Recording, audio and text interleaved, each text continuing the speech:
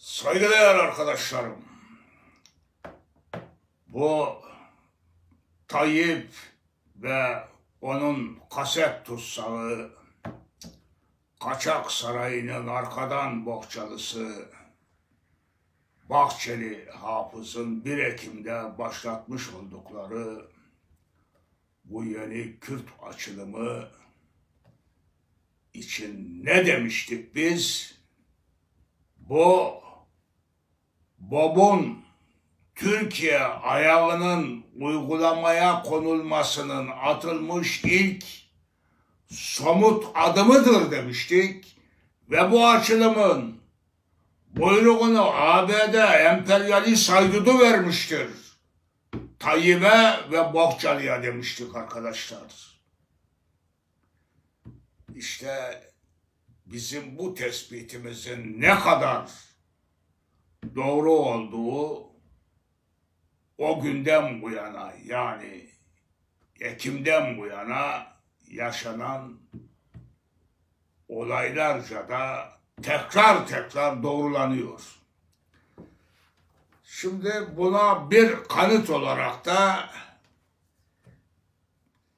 tüm gazetecilik hayatını PKK'nın yayın organlarında geçirmiş olan, 1995'ten bu yana da Almanya'ya iltica edip orada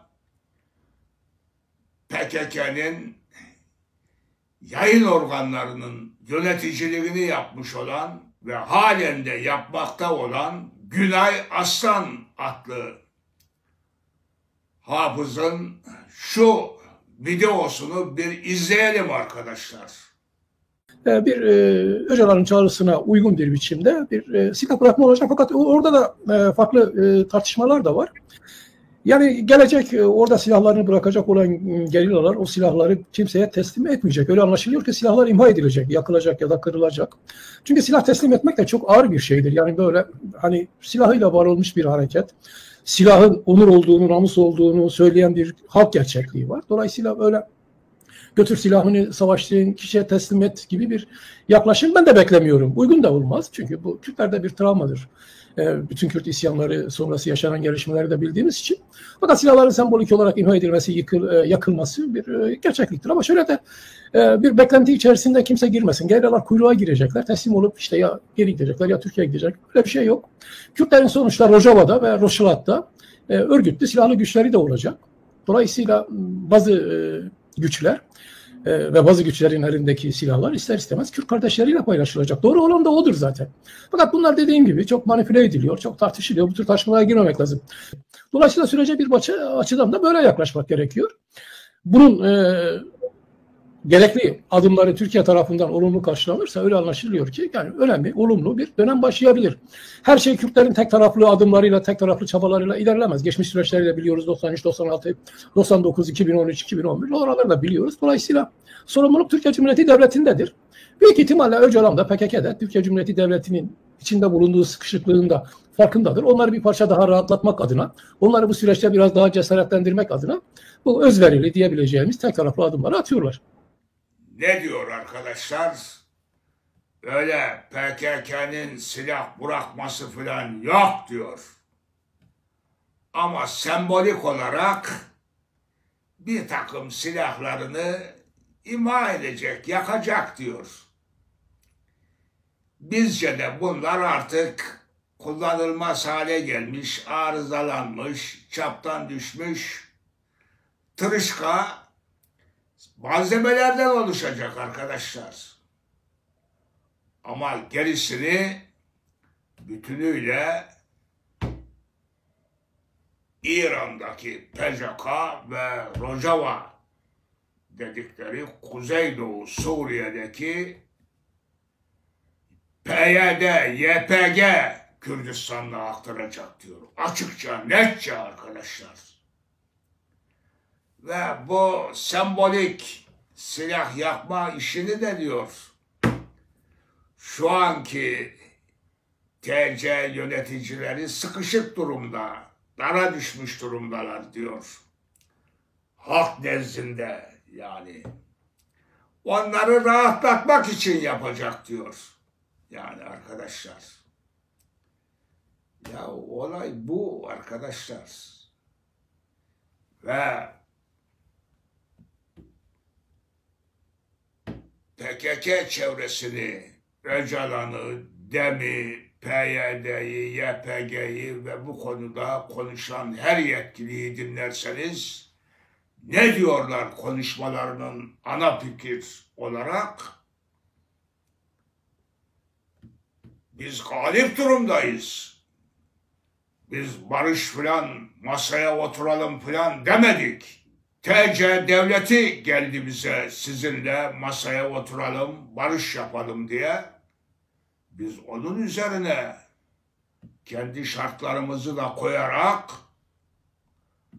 Abdullah Öcalan'ın bilfiil, özgür olarak bu süreci yönetmesi kaydıyla başta gelen ilk şart olarak buna tamam dedik diyorlar. Ve bizim öne sürdüğümüz şartların Türkiye devleti tarafından kabulüyle ve kabulü oranında bu süreç ilerleyecektir diyorlar arkadaşlar. Olay bu arkadaşlar. Bu süreci açıkça ABD emperyalist çakalı yönetiyor. Devlet Bahçeli attı, kaset tutsağı zavallı olsun. Kaçak sarayda yaşayan, düz yolda bile yürümekte zorlanan Tayyip olsun bu süreci yönetmeleri olası değil. Onlar sadece birer kukla, birer piyon arkadaşlar bu süreçte. ABD bunlara buyruk verdi. Dedi ki artık Irak'taki gibi, Suriye'deki gibi benzer bir yapının Türkiye'de de oluşması gerekiyor. Bunun zamanı geldi. Bunun yoluna girdiğiniz oranda size iktidarda kalma mühleti veririz. Yoksa iktidardan tekerlenirsiniz. Zaten halk desteğini kaybettiniz dedi arkadaşlar. Bunlar da sarıldılar ABD emperyalist saydırılın bu tehdidine ve teklifine arkadaşlar. Olay bu yahu.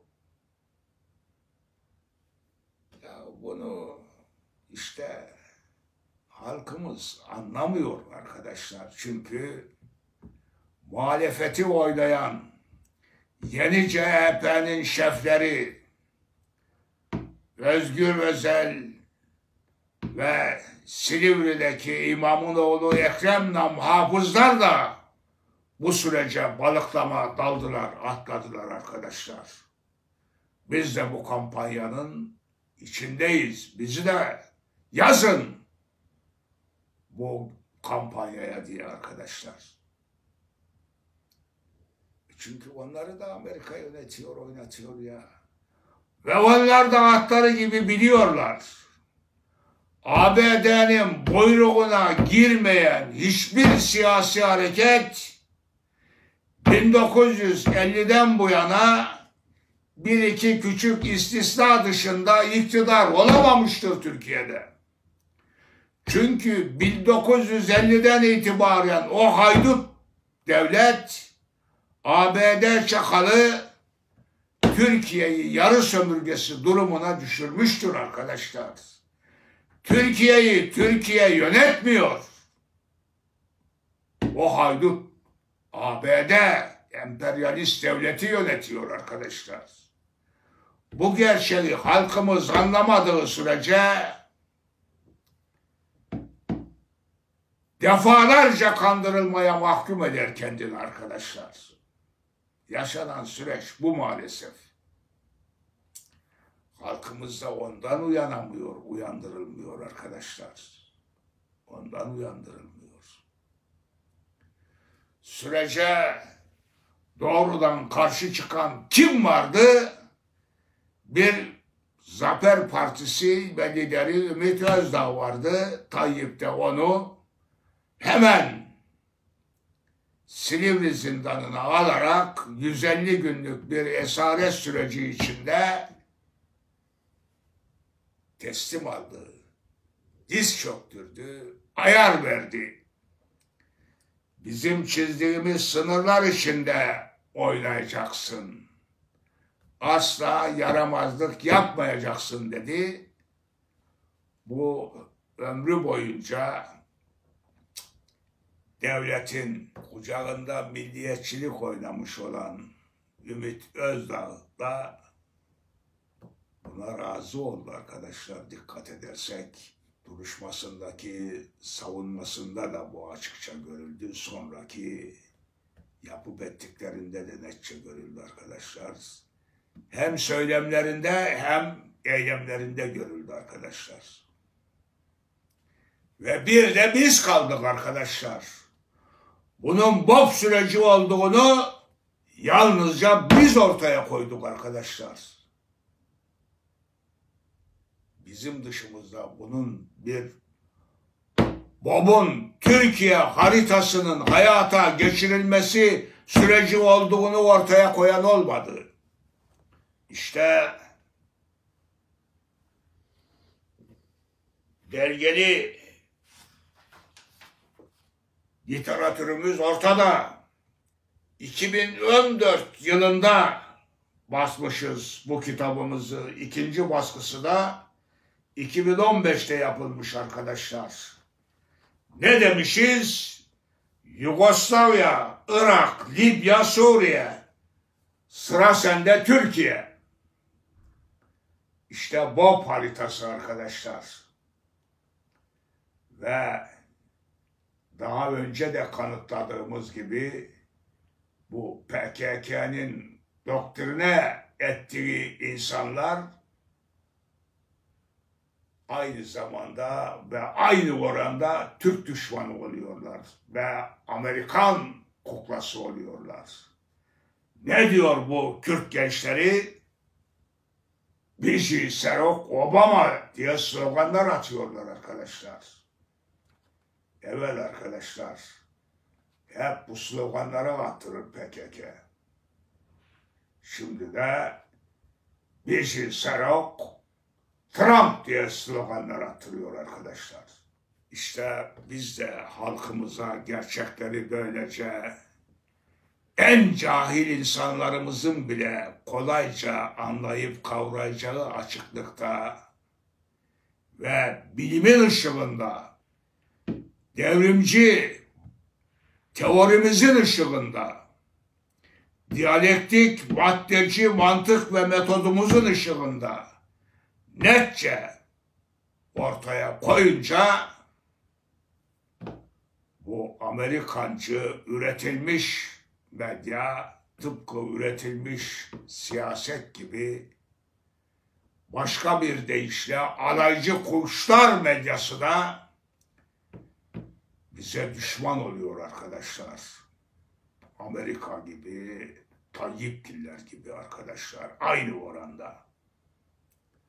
Bunların en solcu geçinenlerinden Tele1'in patronu Salıncak Berdan Yanardağ bile buyruk veriyor medya emekçilerine. Bundan böyle AKP haberleri girmiyoruz diye. İşte o yüzden bu alaycı kuşlar medyasında adımız anılmaz. Partimizin ve bizim adımız geçmez. Eylemlerimiz görülmez, gösterilmez arkadaşlar. Ve bu susuş suikastı bizi halkımız tarafından görünmez hale getiriyor arkadaşlar. Ve hep dediğimiz gibi bizim bütün feryatlarımız, bütün uyarılarımız, bütün eylemlerimiz bir zindanın taş ve yaş duvarına vurulmuş bir yumruk gibi yansısız kalıyor, halkımıza ulaşamıyor. İşte kahredici gerçeklerden biri de bu arkadaşlar. Ve o yüzden biz hep ne istiyoruz halkımızdan? Bir tek şey, anlaşılmak. Kalın sağlıcakla.